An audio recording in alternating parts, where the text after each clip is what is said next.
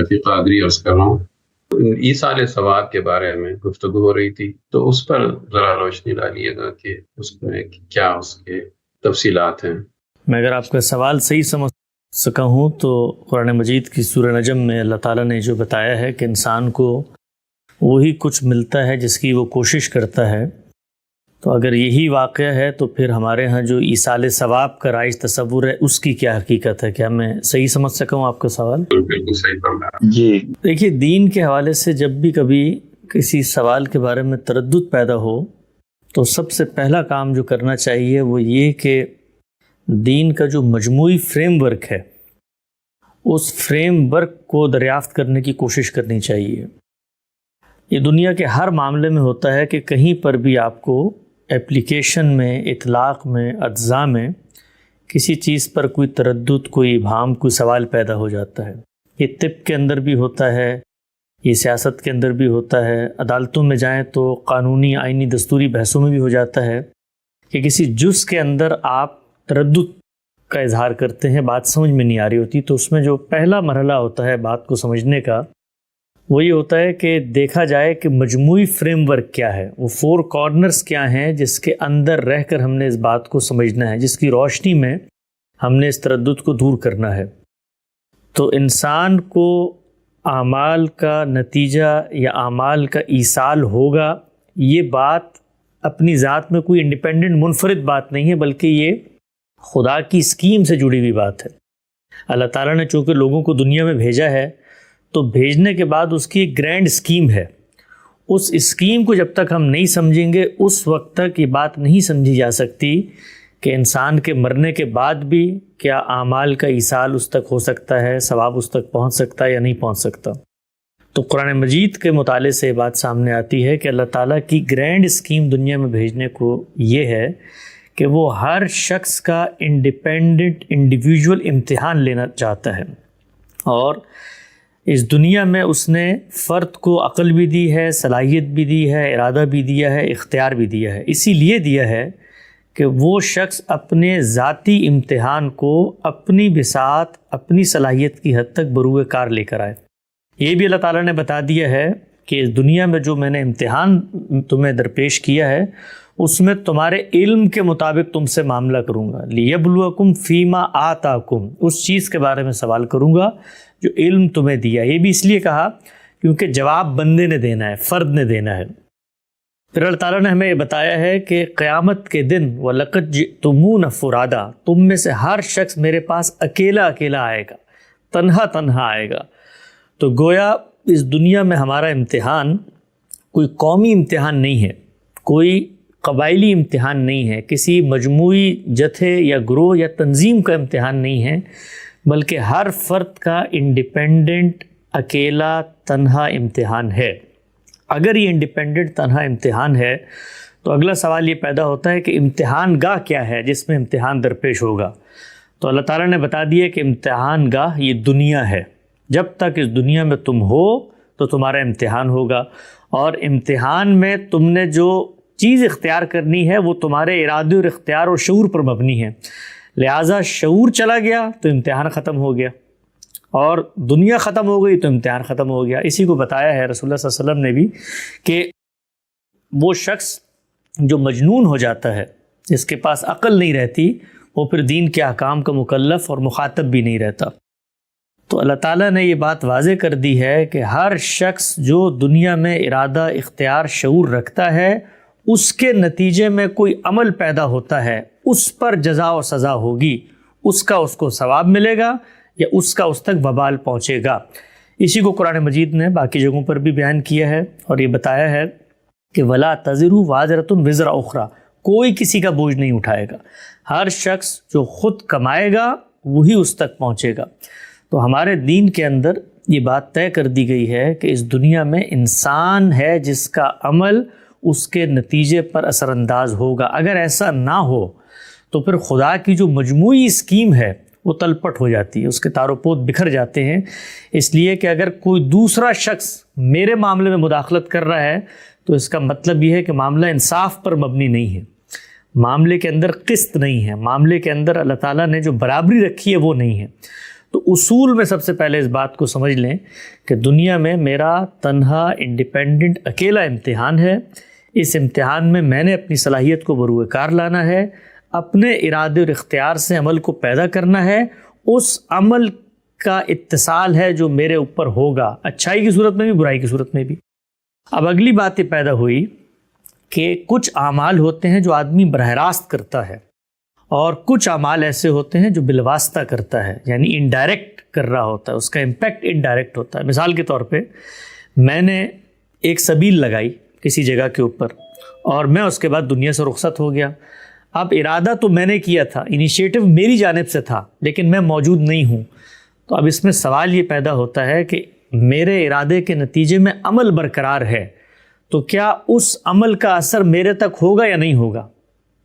تو اس کے دو جوابات ہو سکتے ہیں. ایک جواب یہ ہو سکتا ہے کہ نہیں ہونا چاہیے ہے، اس لیے کہ دنیا سے آپ چلے گئے، جب تک آپ تھے اس وقت تک آپ کے عمل کا نتیجہ اثر آپ تک ہونا چاہیے تھا.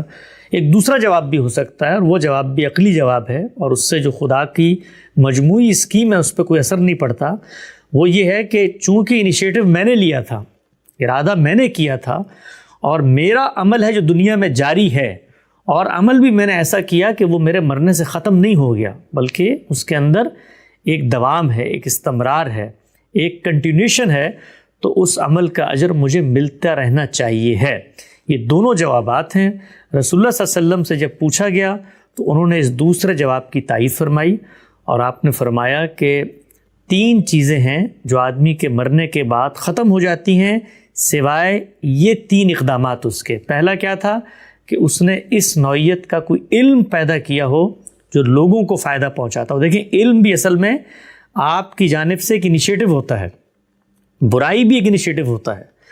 اچھائی کی بات اور فلسفہ پیش کرنا یہ ایک اقدام ہے، عمل ہے یہ. تو اس عمل کا جو نتیجہ ہے وہ برقرار رہتا ہے. تو اللہ کے پیغمبر نے فرمایا کہ ہر وہ علم جو نافع ہو، لوگوں کو منفعت پہنچائے، تو وہ بندے کے رخصت ہونے کے بعد بھی اگر موجود ہے تو اس کا نفع اس تک پہنچتا رہے گا، اور پہنچتا اس لیے رہے گا کہ انیشیٹو اس نے لیا تھا.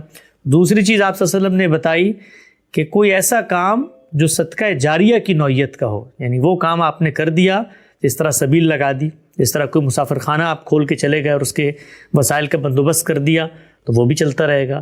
اور تیسرا نیک اور صالح اولاد. تو یہاں پر بھی آپ کا انیشیٹو ہوتا ہے، اولاد کی آپ تربیت کرتے ہیں، پرورش کرتے ہیں، نگہداشت پرداخت کرتے ہیں، ان کو علم سکھاتے ہیں، ان کو حکمت سکھاتے ہیں، تو اس کے نتیجے میں نیکی پیدا ہوتی ہے. تو خلاصہ کیا ہوا آپ کے سوال کا؟ خلاصہ یہ ہوا کہ انیشیٹو بندے کی طرف سے ہونا چاہیے ہے. بندے کی طرف سے اگر انیشیٹو نہیں ہے تو عمل کا اثر اس تک نہیں پہنچ سکتا، اور انیشیٹو اس کے دنیا سے گزرنے کے باوجود جاری ہے تو اس تک وہ اثر پہنچتا رہے گا. تو قرآن مجید کے اندر سورہ نجم میں جو بات اللہ تعالیٰ نے فرمائی ہے، اس کی روشنی میں بھی اگر آپ اس پوری بات کا جائزہ لیں تو بالکل ٹھیک بیٹھ جاتی ہے کہ انسان کو کچھ نہیں ملے گا سوائے اس چیز کے کہ جس کی اس نے کوشش کی. تو یہاں دیکھیے کہ انسان کوشش کر رہا ہوتا ہے، اس کا نتیجہ اس تک پہنچ رہا ہوتا ہے.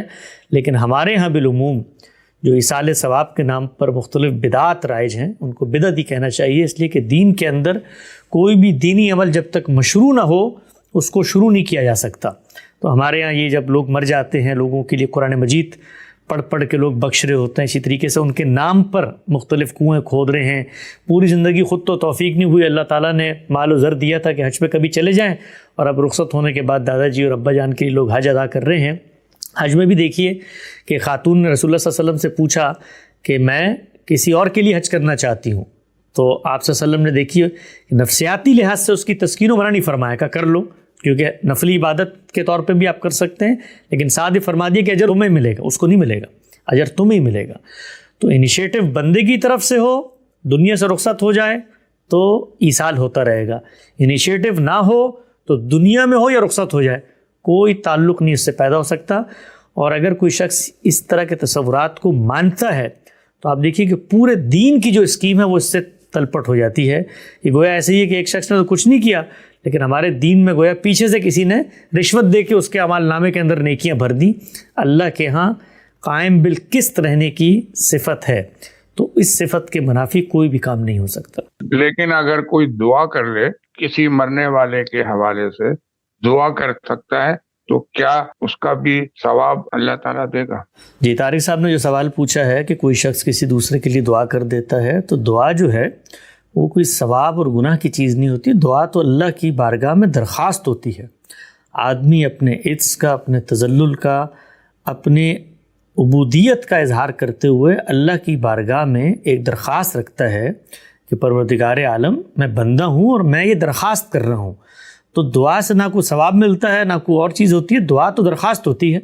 وہ درخواست جب اللہ کی عدالت میں جاتی ہے تو اللہ تعالیٰ نے یہ بات خود اپنے بارے میں طے کر رکھی ہے کہ وہ قوانین فطرت کے خلاف کوئی کام نہیں کرتے.